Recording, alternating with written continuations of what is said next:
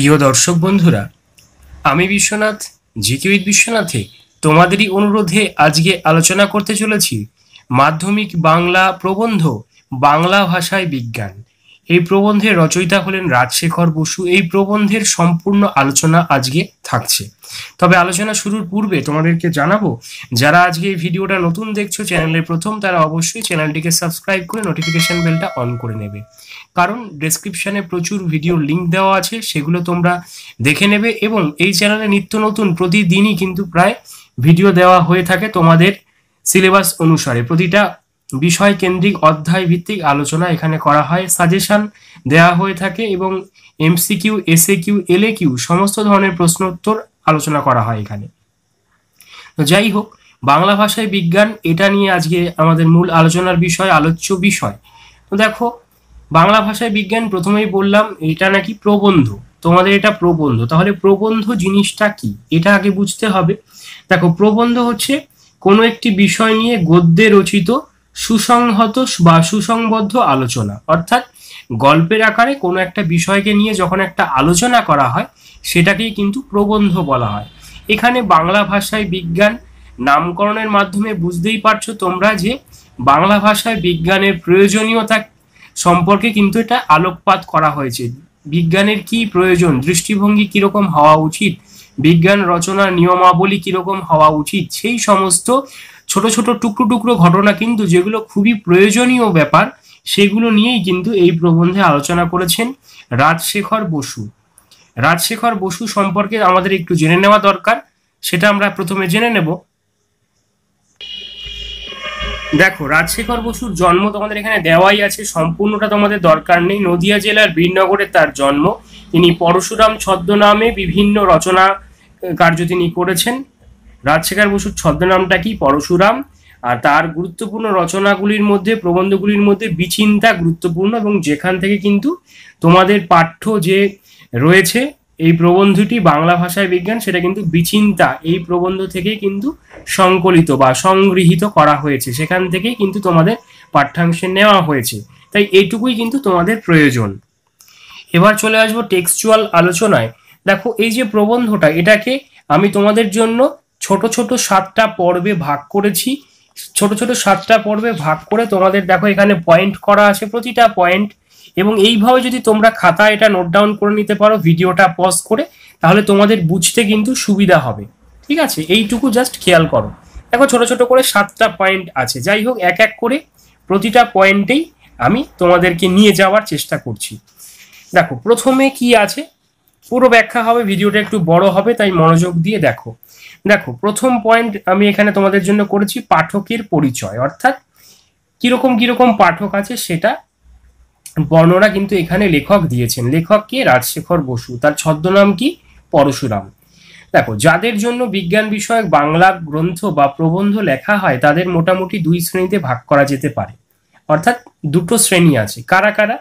প্রথম, যারা ইংরেজি জানে না বা অতি অল্প জানে, অর্থাৎ যারা ইংরেজি বিষয়ে কম পারদর্শী।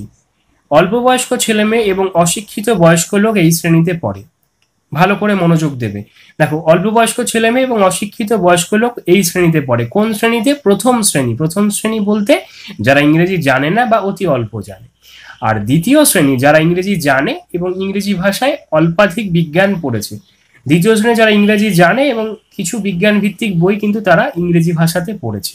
এখান থেকে এমসিকিউ প্রশ্নের যদি আসে, এগুলো কিন্তু খুঁটিয়ে পড়তে হবে। এখান থেকে দিয়ে দিতে পারে যে প্রথম শ্রেণী কারা, দ্বিতীয় শ্রেণী কারা, তাহলে এখান থেকে ক্লিয়ার হয়ে গেল। প্রথম শ্রেণী যারা বিজ্ঞান সম্পর্কে বেশি একটা ওয়াকিবহাল নয়, ইংরেজি জানে না বিশেষত। আর দ্বিতীয় শ্রেণী ইংরেজি জানে এবং বিজ্ঞান সম্পর্কে ইংরেজিতে 2-1টা বই পড়েছে।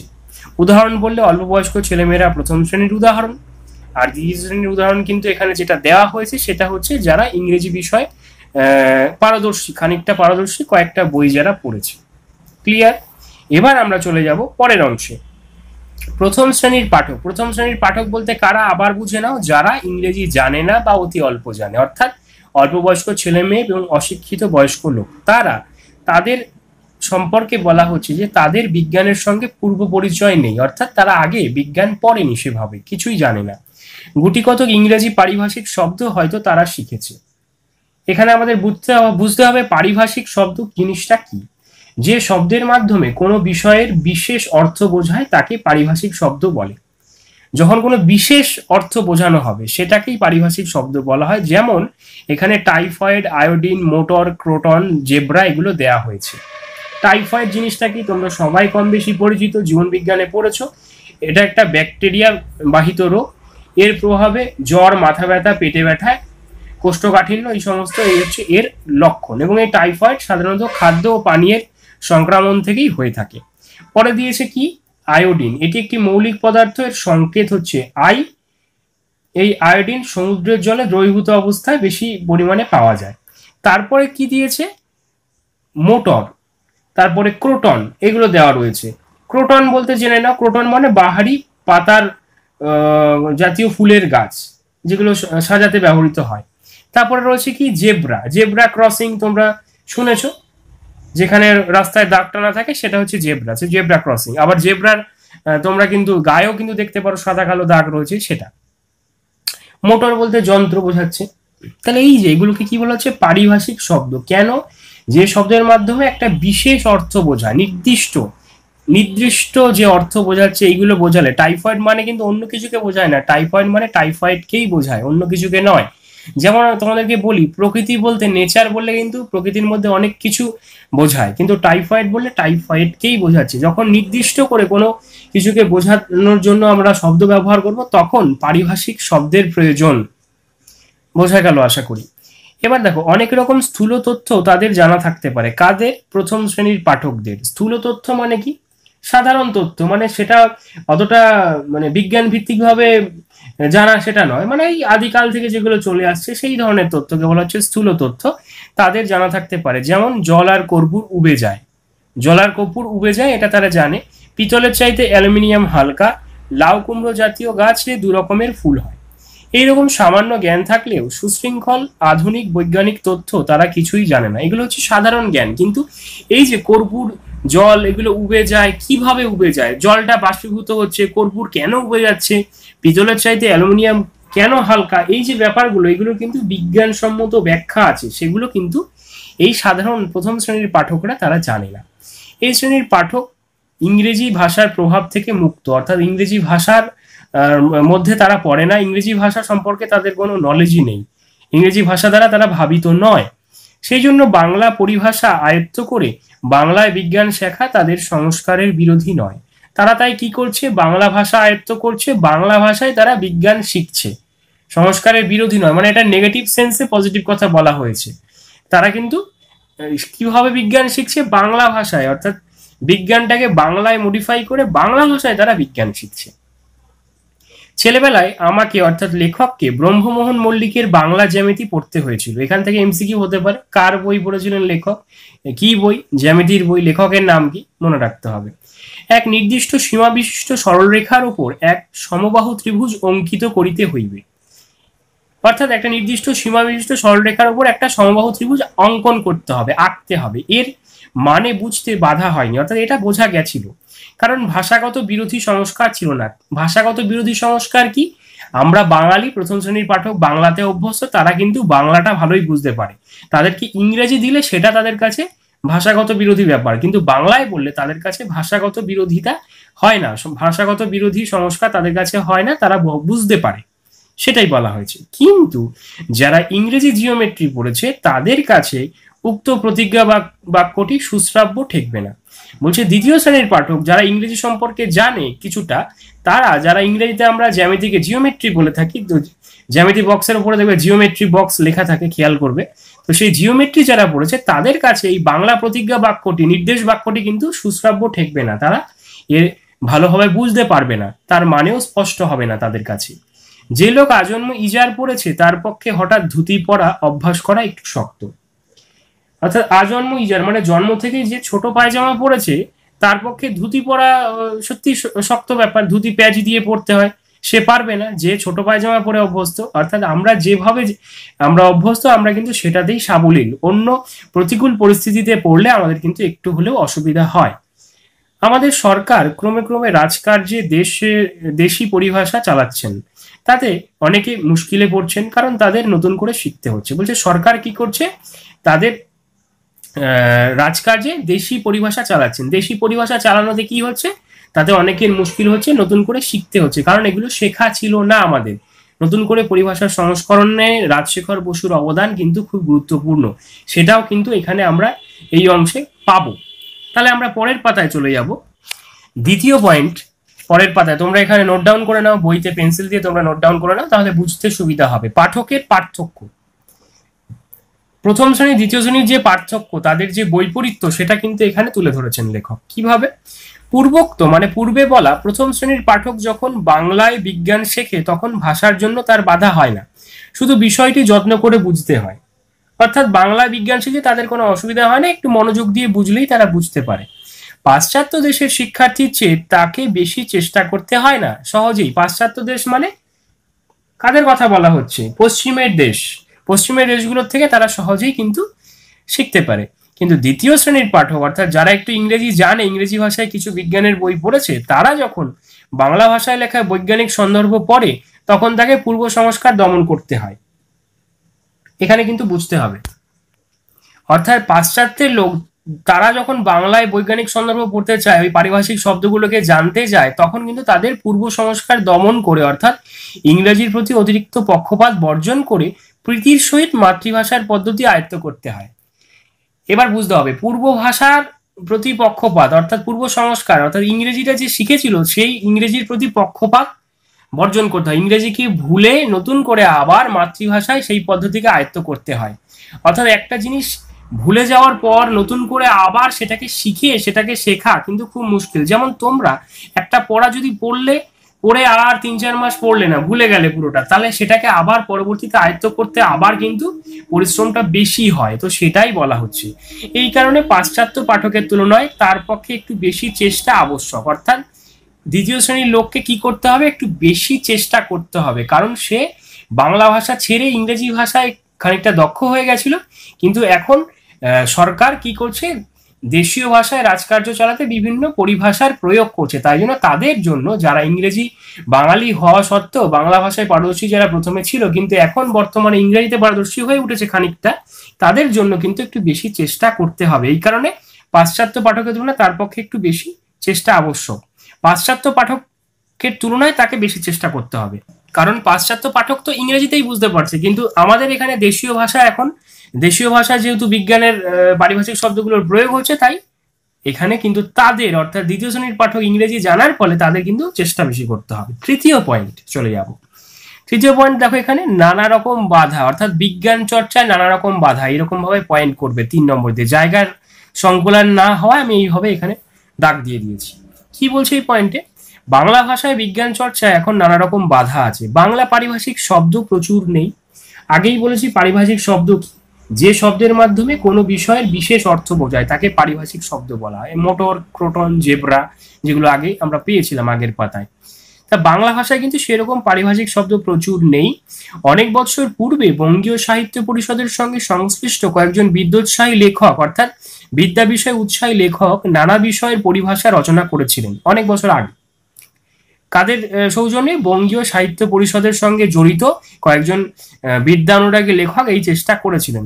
কিন্তু তাদের উদ্যোগের এই ত্রুটি ছিল যে তারা যে প্রয়াসটা করেছিল সেই প্রয়াসটা কিন্তু একযোগে কাজ না করে তারা স্বতন্ত্রভাবে করেছিলেন। অর্থাৎ নিজেরা আলাদা আলাদাভাবে যে আয়োজন তারা করেছিলেন, উদ্যোগ শব্দের অর্থ আয়োজন, সেই আয়োজনে কিন্তু ত্রুটি ছিল। তারা একসাথে কাজ করেনি, আলাদাভাবে কাজ করেছিলেন। তার ফলে সংকলিত পরিভাষায় সাম্য হয়নি, অর্থাৎ একটা মিল পাওয়া যায়নি, ছন্দ হয়নি, সমতা আসেনি। একই ইংরেজি সংজ্ঞার বিভিন্ন প্রতিশব্দ রচিত হয়েছে, অর্থাৎ একটা ইংরেজি ভাষার অনেকগুলো পারিভাষিক শব্দ, প্রতিশব্দ, সমার্থক শব্দ রচিত হয়েছে, যেটা কিন্তু পাঠকুলের মনে একটা সংশয়ের রেখা তৈরি করে দিচ্ছিল।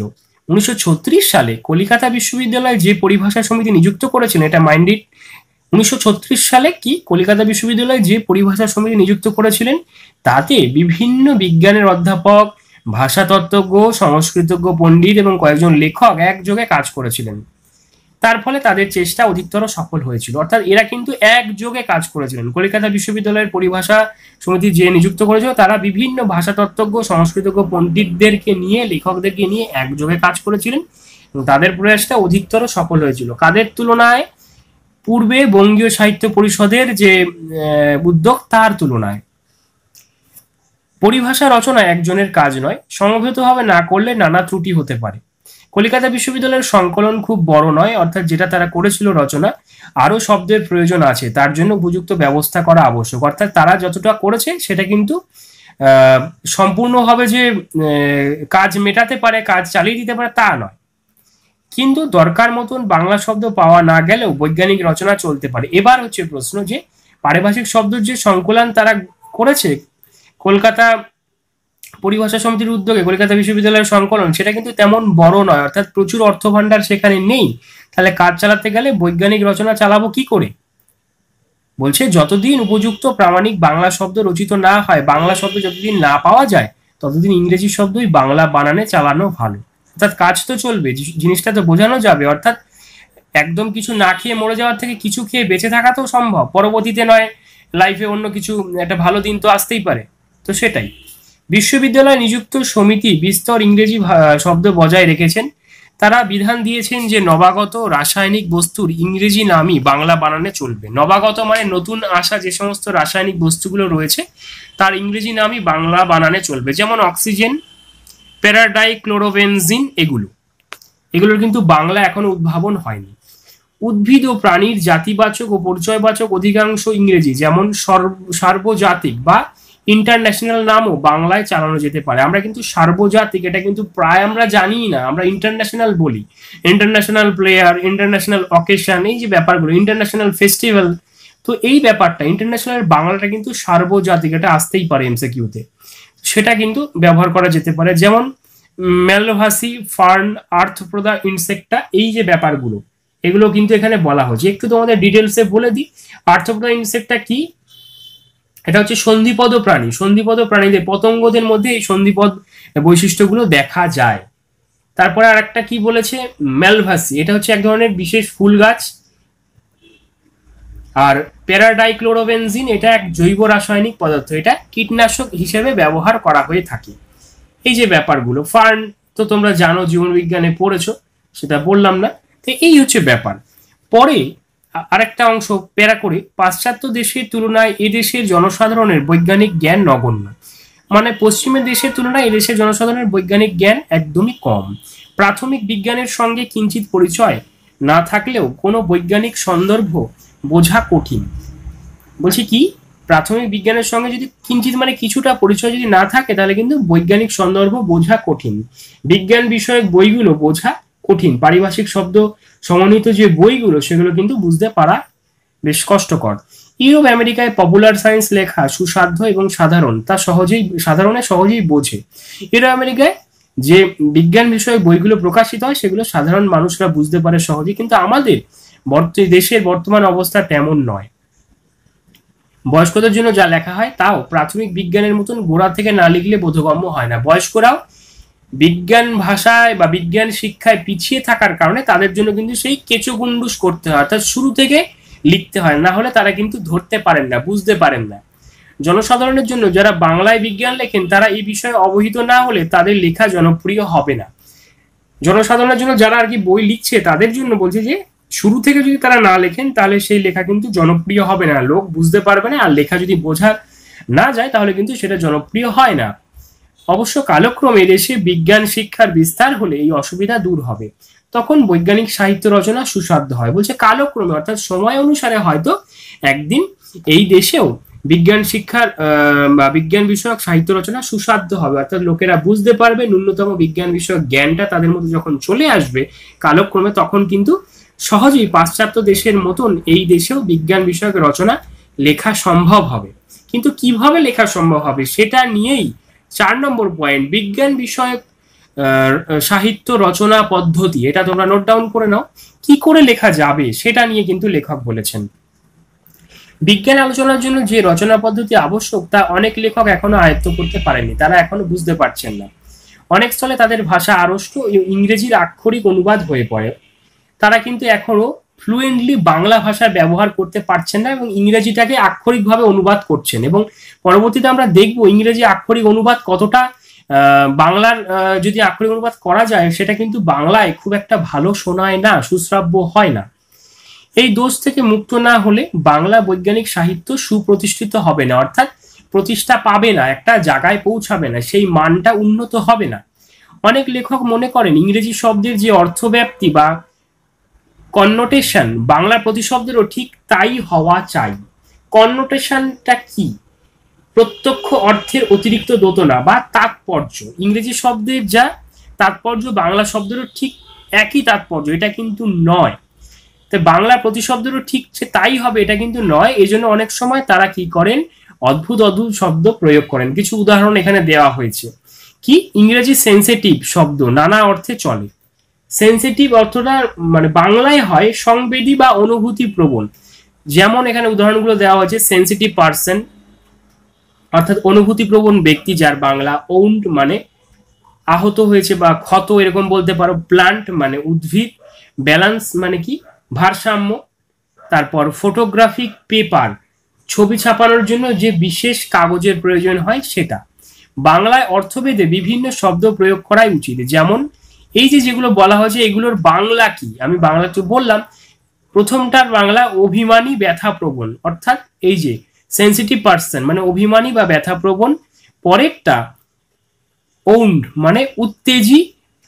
তারপরেরটা প্ল্যান্ট মানে সুবেদী। তারপরেরটা ফটোগ্রাফি পেপার মানে সুগ্রাহী কাগজ। এই যে সেন্সিটাইজ পেপার এর অর্থ কি? স্পর্শকাতর কাগজ অতি উৎকট, কিন্তু যদি সুগ্রাহী কাগজ আমরা লিখি তাহলে সেটা কিন্তু সামঞ্জস্য বিধায়ক বা একদম সঠিক বলা হয়। অর্থাৎ সেন্সিটাইজ পেপারের বাংলা কি? সুগ্রাহী কাগজ। এই যে এইগুলোর কিন্তু যে বাংলাগুলো এটা কিন্তু তোমাদের মাথায় রাখতে হবে। পরের পাতায় চলে যাব। অনেক লেখক, সেই পয়েন্টের মধ্যেই আছি, অনেক লেখক তাদের বক্তব্য ইংরেজিতে ভাবেন, যথাযথ বাংলা অনুবাদে প্রকাশ করবার চেষ্টা করেন। এতে রচনা হয় উৎকট, অর্থাৎ রচনার মান নিম্নমুখী হয়ে যায়। এটা অদ্ভুত বিতিকিচ্ছিরি একটা রচনায় পর্যবসিত হয় সেই রচনা। যেমন উদাহরণ, এই উদাহরণগুলো মনে রাখতে হবে তোমাদের, তুলতে হবে কিন্তু বড় প্রশ্নে। The atomic engine has not even reach the blueprint stage. এটার বাংলা যদি করা হয় সেক্ষেত্রে বাংলাটাও দিয়ে দিয়েছে, পরমাণু ইঞ্জিন নীলচিত্রের অবস্থাতেও পৌঁছায়নি। এটা কিন্তু একদম আক্ষরিক অনুবাদ, পরপর অক্ষর ধরে ধরে অনুবাদ করা হয়েছে। এরকম বর্ণনা বাংলা ভাষার প্রকৃতি বিরুদ্ধ, বাংলা ভাষার নিয়ম অনুসারে এটা নয়, এটার মানেই তো দাঁড়াচ্ছে না। একটু যদি ঘুরিয়ে লেখা হতো তাহলে অর্থটা সোজা হয়, পরমাণু ইঞ্জিনের নকশা পর্যন্ত এখনো প্রস্তুত হয়নি। এটা লিখলে কিন্তু সেটা ঠিক হতো। আবার আরেকটা দিয়েছে, when sulphur burns in air the nitrogen does not take part in the reaction. আক্ষরিক অনুবাদ কি? যখন গন্ধক হাওয়ায় পড়ে তখন নাইট্রোজেন প্রতিক্রিয়ায় অংশগ্রহণ করে না। এরকম মাছি মারা নকল না করে, অর্থাৎ আক্ষরিক অনুবাদ না করে নাইট্রোজেনের কোনো পরিবর্তন হয় না লিখলে বাংলা ভাষা বজায় থাকে, বাংলা ভাষার মানটা বজায় থাকে। এই উদাহরণগুলো লেখক এখানে রেখেছেন। পরের পয়েন্টে চলে যাব, পারিভাষিক শব্দের প্রয়োজনীয়তা। পয়েন্টটা তোমরা নোট করে নাও পেন্সিল দিয়ে। অনেকে মনে করেন পারিভাষিক শব্দ বাদ দিয়ে বক্তব্য প্রকাশ করলে রচনা সহজ হয়। এই ধারণা পুরোপুরি ঠিক নয়। স্থান বিশেষে পারিভাষিক শব্দ বাদ দেওয়া চলে। কোন কোন স্থান? অমেরুদণ্ডীর বদলে লেখা যেতে পারে যেসব জন্তুর শির দ্বারা নেই, কিন্তু আলোক তরঙ্গর বদলে আলোর কাপন বা নাচন লিখলে কিন্তু কিছুমাত্র সহজ হয় না, সেটা কিন্তু তার মানটা নিম্নমুখী হয় এবং ভাষার যে সাযুজ্য সাম্য সেটা কিন্তু একদমই বিগড়ে যায়। তাই পরিভাষার উদ্দেশ্য ভাষার সংক্ষেপ বা অর্থ সুনির্দিষ্ট করা, ভাষাকে সংক্ষেপে প্রেজেন্ট করা, তার মানেটাকে না বদলে। যদি বারবার কোনো বিষয় বর্ণনা দিতে হয় তবে অনর্থক কথা বেড়ে যায়, তাতে পাঠকের অসুবিধা হয়। সাধারণের জন্য বৈজ্ঞানিক সন্দর্ভ লেখা হয়, তাতে অল্প পরিচিত পারিভাষিক শব্দের প্রথমবার প্রয়োগের সময় তার ব্যাখ্যা দেওয়া আবশ্যক, কিন্তু পরবর্তীতে বাংলা পারিভাষিক শব্দটি দিলেই চলে। প্রথমে একবার যদি বলে দেওয়া হয় যে রাস্তার কোন দিক দিয়ে তোমাদেরকে চলতে হবে, তোমরা যেটা জানো কোন দিক দিয়ে চলতে হবে, ডান দিক দিয়ে না বা দিক দিয়ে, বা দিক দিয়ে চলতে হয়, সেটা শিখে যাওয়ার পর তোমাদের কিন্তু রোজ রোজ আর ধরিয়ে দিতে হয় না। ঠিক সেই রকম তোমাদের ব্যাকরণের সেন্সে বলবো, ব্যাকরণে তোমরা যখন জেনে যাও আই মানে আমি, ইউ মানে তুমি, পরবর্তীতে কিন্তু প্রত্যেকবার তোমাদের সেই ক্লাস 1 বা নার্সারি বা কেজিতে শিখে আসা সেই আই মানে আমি কিন্তু ক্লাস 10-এ এসে আই মানে আমি তোমাদের কিন্তু লিখে দিতে হয় না, তোমরা সেটা জানো। তো সেই রকমই এখানে বৈজ্ঞানিক সন্দর্ভ লেখার ক্ষেত্রেও সেই একই ব্যাপারটাকে প্রয়োগ করা হয়ে থাকে। পরের পয়েন্টে চলে যাব, শব্দের বিভেদ। আলংকারিকগণ শব্দের ত্রিবিধ কথা বলেছেন। অলঙ্কার জিনিসটা কি, আলংকারিক কারা? অলঙ্কার শাস্ত্রজ্ঞ ব্যক্তিদের আলংকারিক বলা হয়ে থাকে। দেখো, আমরা অলংকার পরে থাকি, বিশেষত ছেলেদের তুলনায় মেয়েরা বেশি অলংকার সাজগোজ করে থাকেন।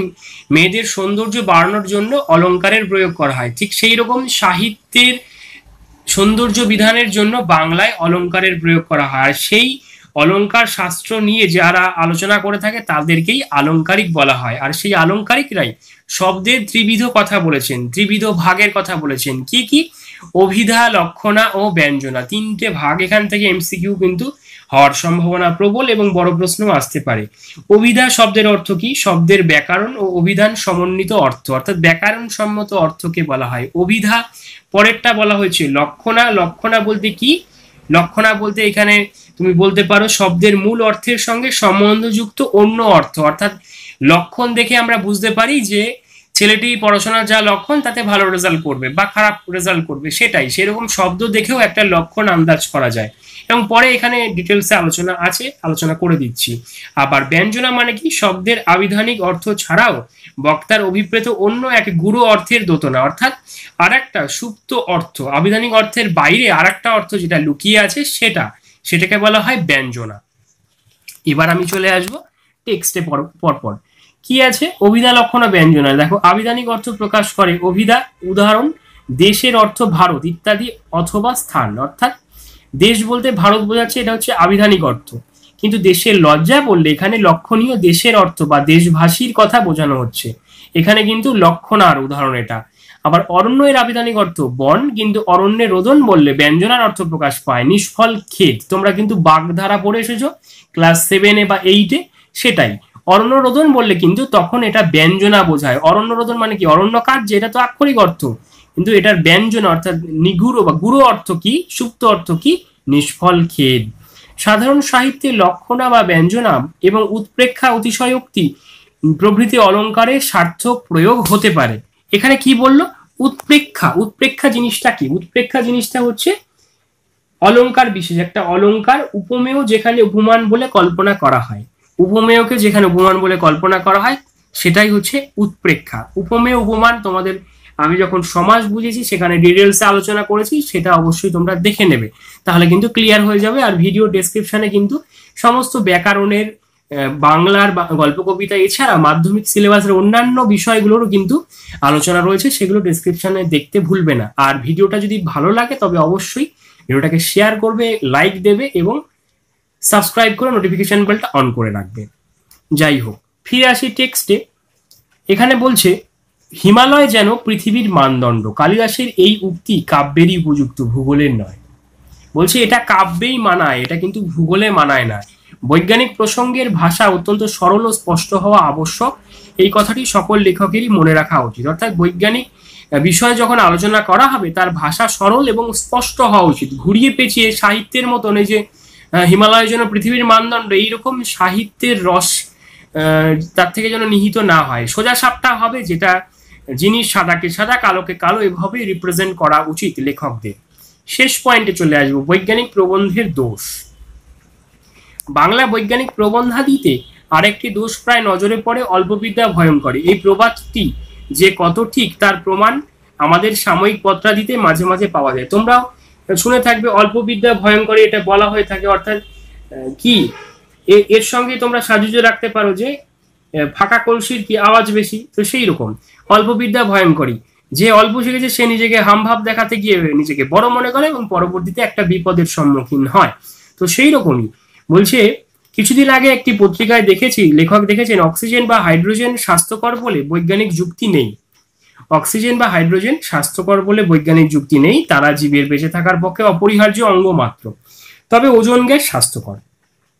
এইরকম ভুল লেখা সাধারণ পাঠকের পক্ষে অনিষ্টকর।